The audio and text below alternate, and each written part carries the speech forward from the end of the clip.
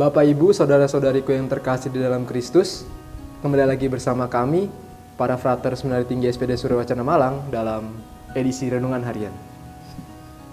Pertobatan adalah cara bagi manusia untuk kembali kepada Allah. Dengan bertobat, secara tidak langsung manusia menghentikan kegiatannya secara sejenak dari segala kesibukan untuk perlahan masuk dalam keheningan dan mendengarkan suara Tuhan yang terbisik dalam batin mereka. Namun pada kenyataannya kita sebagai seorang manusia tidak luput dari dosa. Terkadang kita sering menyibukkan diri kita sendiri dalam hal-hal yang tidak berguna dan menjadikan alasan kesibukan itu sebagai cara untuk menghindari panggilan Tuhan itu sendiri. Pesan pada bacaan Injil yang akan kita dengar pada hari ini sangat jelas tertera, di mana Yesus mengumpulkan para muridnya untuk berkumpul dan mengutus mereka untuk menyebarkan kabar gembira di seluruh dunia. Tentunya kita sebagai pengikut Kristus yang juga dipanggil untuk menjadi saksinya, juga mempunyai tugas yang sama. Sebagai pengikut Kristus kita ditugaskan untuk menyebarkan kabar baik kepada mereka yang membutuhkan kabar baik.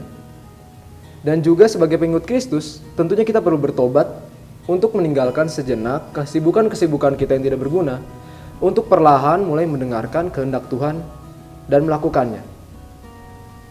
Kita juga bisa belajar dari Santo Paulus yang pesta pertobatannya dipestakan pada hari ini.